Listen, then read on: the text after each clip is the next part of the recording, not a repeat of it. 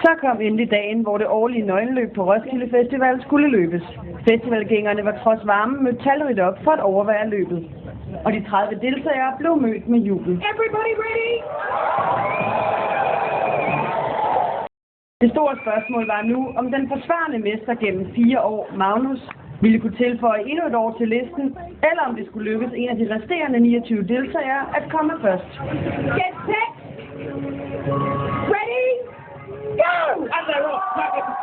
Trods trængsel i starten kom alle godt fra start, og forud ventede nu 3 runder på den optegnede bane.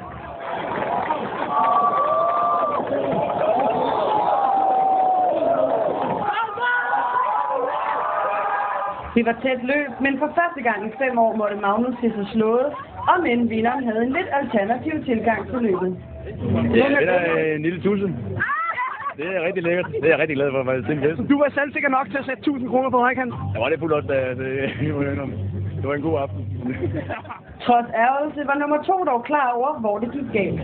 Han er for hurtig, jo. Han har en god kondition. Der er ikke noget at gøre. Men allerede nu har Magnus lagt planer for næste år. Nu må jeg jo lige vende tilbage og se, om jeg ikke kan få titlen, ikke altså igen.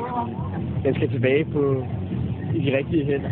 Indtil da kan dette års vinder trygt nyde sin nyerhvervede titel som nummer 1 i Roskilde Festivalens årlige nøgenløb.